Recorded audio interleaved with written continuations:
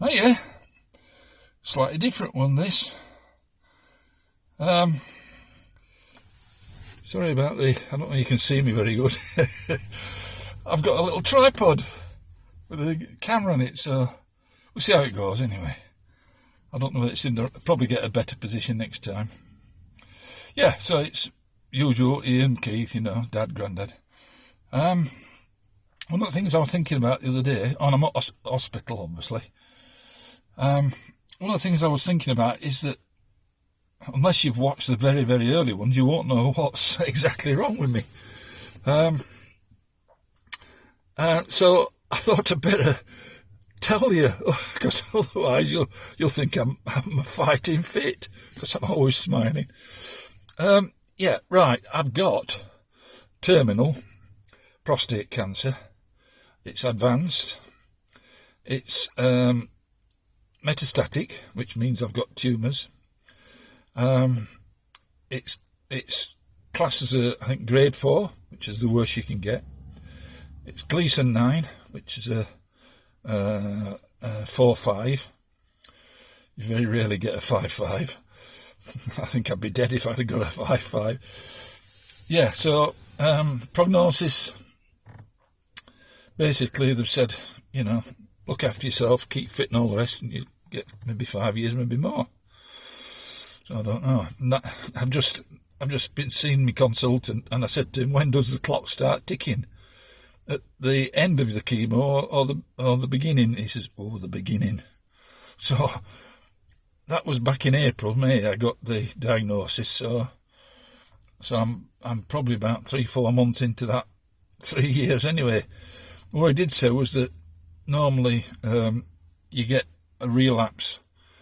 This is some people do it 1 year's, most common 2 year. He says, but I've got patients who've been on it 6 years and not relapsed. He says, so, don't worry, I think is the answer, is the point there. Yeah, I got a number of questions which I've made a note of them, so which I think you might find interesting. I want to see a copy of my PSMA PET scan, so he said that he's too busy this time, but he'll sort it out in 3 weeks. Fine. If you remember in the early days, I asked for the genetic tests, and they've not had the results back yet. It says it takes a long time to get them, which is the BRCA1 and 2. If you got BRCA1 and 2 genes, basically you can get much improved in terms of some treatments later down the line,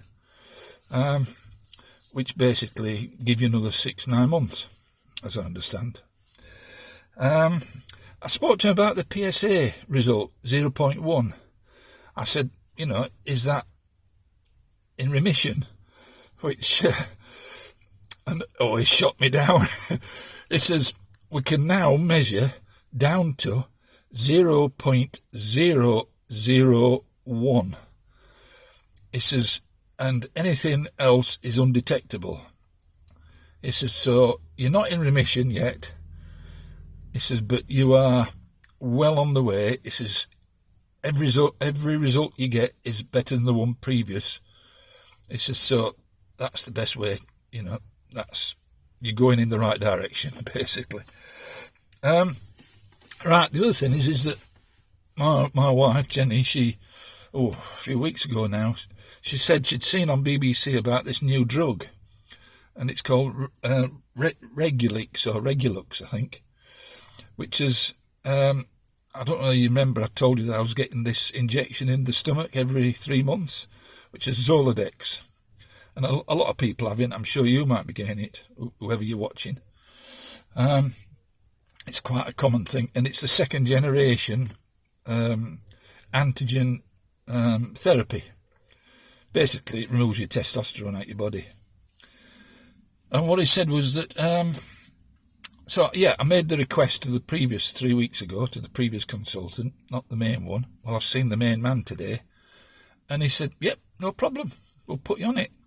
We'll give you the tablets when you come in for your for your chemo. Can't think. He says, so at this point you won't be able to get them from your GP. He says, but we'll start you on them here. He says, and then when the GP takes over, he says, you can get them from your GP. So I've already booked the next injection, so he said cancel it now, which is 3 weeks' time. It's brilliant. So, well done, Mrs. Thank you. But it's amazing. Oh, the reason that I'm going on Regulux is that Zoladex has an issue where it can negatively impact your heart. And because of my long-term heart problems, it says this Regulux is kinder and not as aggressive on your heart. So it will be beneficial to me in terms of, you know, not having any other repercussions with my heart or heart attacks or whatever. So yeah, it's very dull. I hope this. I should have something behind me here to block the light off. Really, I'll do it better next time. It's one of these with bendy legs, and you can basically attach it around your steering wheel. I've not tried it yet. I'll have to try it. But if I do it now, the screen will be wobbling and shaking. So look, 2 hands. Woo! You've not seen them before, have you? You thought I'd only got 1 hand. And I've got the badge on. Right, the other thing is I'm on progesterone tablets to stop the hot flushes. And he says, when you go on the Regulix, he says, stop the progesterone and see how you go. He says, because you might not have as bad hot flushes. He says, but you can always go back on them. So I says, well, you look on the spec sheet for the progesterone, it's called Provera, the tablets. I says, and when you look on it, it's all about women. I says, and it tells you to take them 6 days before your period. I says, no, I've not started my period yet. And I was going to go on to say, and it says that one of the side effects is a dry vagina. But I'm not, no, I've got enough bloody female problems without that one.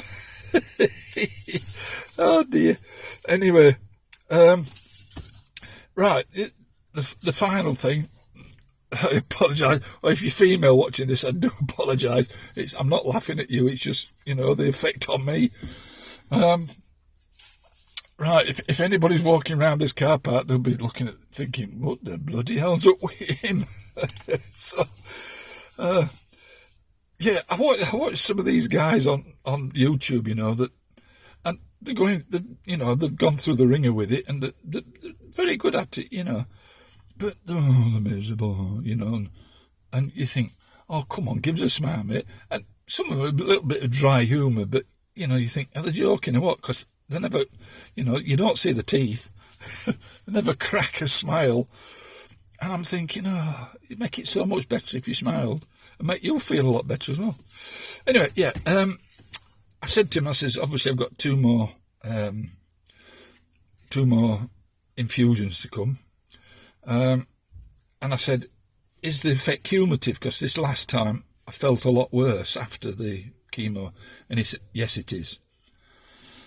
So I said, I'm not worried about it. I said, not untoward. It's just that you feel a lot tired and sleep a lot more, you know. So it will get worse after the next one in a week or this coming Tuesday. But then I said to him, I says, after the chemo's finished, what's your regime? You know, what do you do? He says, well, we see you every 3 months for blood tests and, you know, monitor your PSAs, and see how you're going. He says, but we also we like to do a scan, a CT scan, a CT and bone scan, I think he said, because he says to see how things are going. So I said, I'm assuming that you'll be looking at the tumours in my spine. Oh, I didn't tell you right at the start. I've got 4 tumours. T, which stands for thorax, T2, T3, T5, and that's all just at the bottom of your shoulder blades. And then L2, which is lumbar 2. And if you have a look at a thing of a human spine, lumbar 2 is more or less at the top of your pelvis. And that's the one that, you know, if it swells and presses on the spinal cord, you lose control of your bowel, your bladder, and your legs. Yeah, fun. Yeah, right. So, but what he said was that, he says, oh, your tumours will be shrinking. No doubt about that. He says they will have shrunk.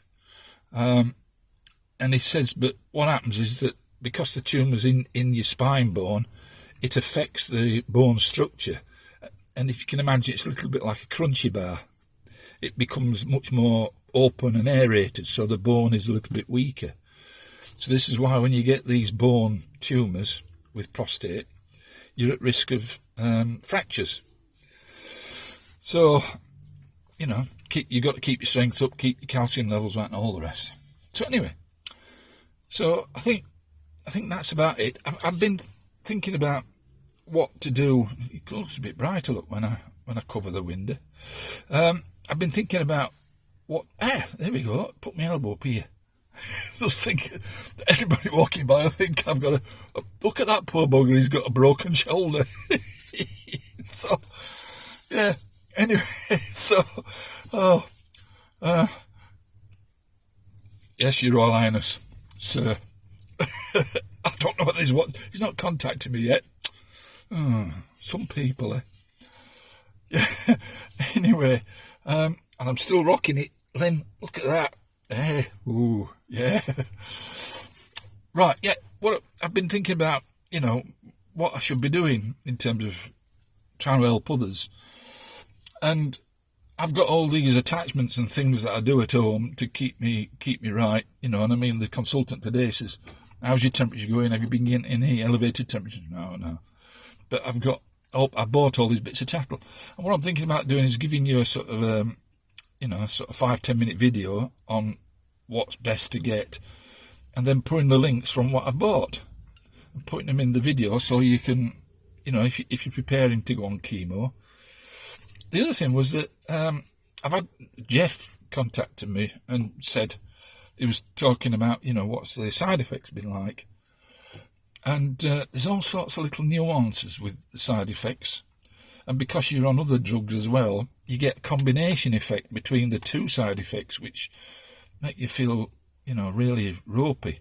Like if you get a hot flush when you're in the throes of the first week of chemo, and if you stood up at the toilet, I don't know why, but I feel as though I'm going to pass out.